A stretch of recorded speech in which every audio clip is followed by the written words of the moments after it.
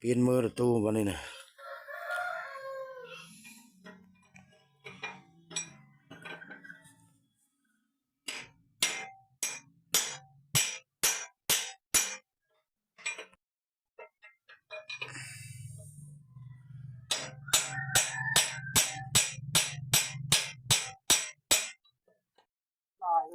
เปลี่ยนแหวนวันนี้นะเราไปเปลี่ยนเหรียญเหรอ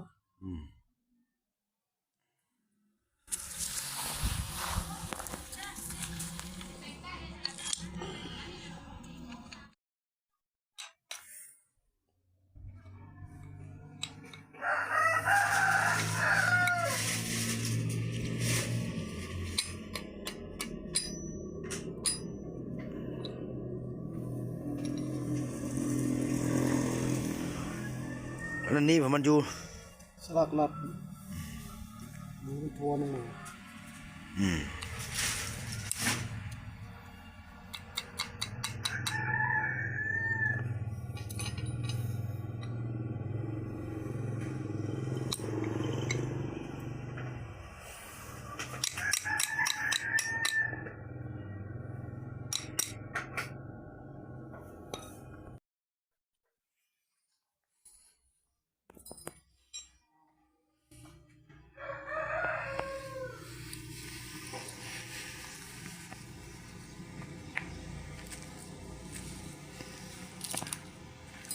แยกกันดิ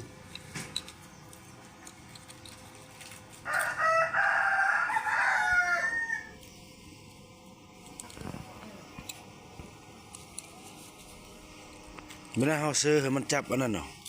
มันมีห้องมันเลยเนาะอันบนวางมันให้จับเดียวไม่ได้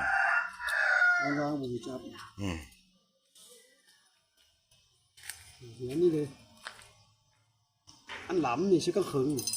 ไอ้ขาวเป็นตัวชื่อคอกจังหนไอ้โลโชนี่ชื่อตะกัวเพราะว่าไอ้โลโชมันเป็นการดินไอ้ขาวนี่เลยคือตัวนี้เลยเซ็ตกันไฟ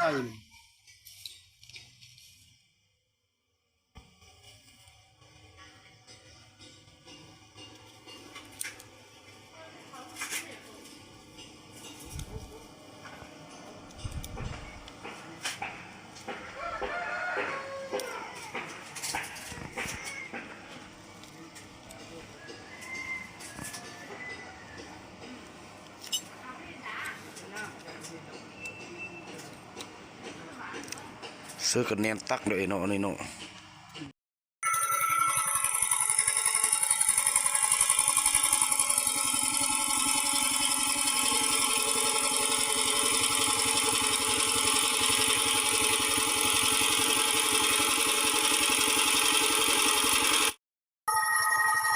เริ่มเลย